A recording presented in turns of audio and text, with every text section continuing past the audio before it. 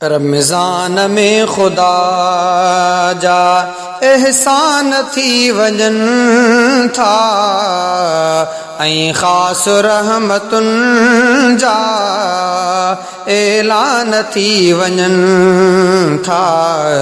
रमज़ान में खुदा जा एहसान थी वजन था ऐं ख़ास रहमतुन जा ऐलान थी वजन था।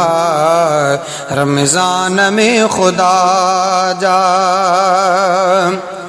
रहमत वसे घणी थी ऐं मग़फ़िरत मिले थी।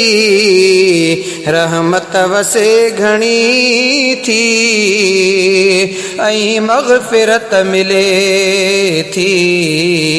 हिन माह में त क़ैदी शैतान थी वञन था ऐं ख़ास रहमतुन जा ऐलान थी वञन था। रमज़ान में खुदा जा एहसान थी वञन था ऐं ख़ास रहमतुन जा ऐलान थी वञन था। रमज़ान में खुदा जा ग़फ़लत छॾे थो जेको मंज़िल लहे थो सोई। ग़फ़लत छॾे थो जेको मंज़िल लहे थो सोई। महरूम खोड़ माण्हू नादान थी वञन था ऐं ख़ास रहमतुन जा ऐलान थी वञन था।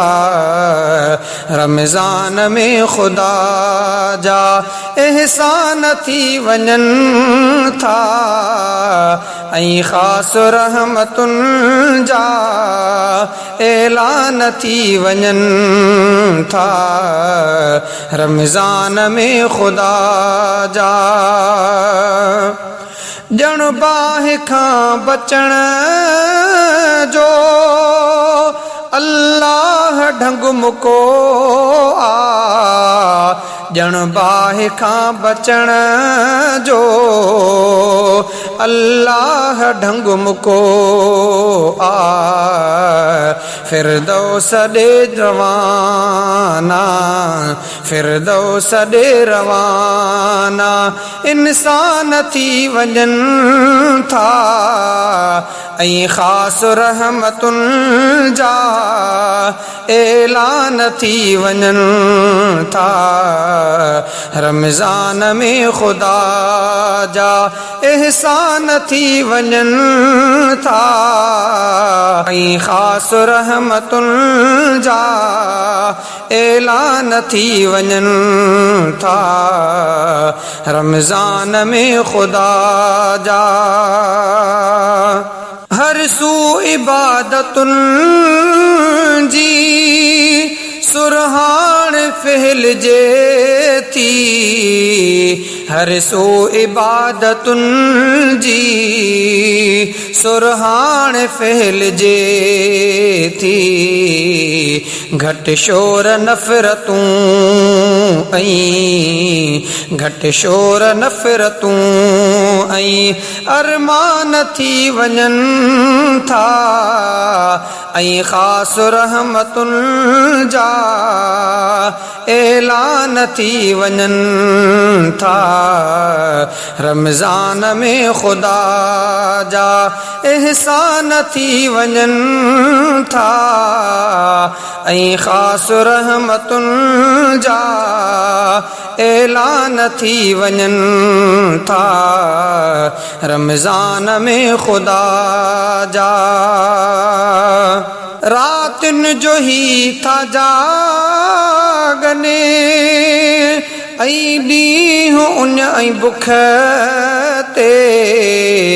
रातियुनि जो ही था जागने ऐं ॾींहुं उञ ऐं बुख ते इफ़्तार में त मोमिन इफ़्तार में त मोमिन फरहान थी वञनि था ऐं ख़ासि रहमतुनि जा ऐलान थी वञनि था रमज़ान में ख़ुदा जा अंबार ढाल रोज़ो हर ॾोह खां आबे शके अम्मार ढाल रोज़ो हर ॾोह खां आबे शके ऐं अम्मार ढाल रोज़ो हर ॾोह खां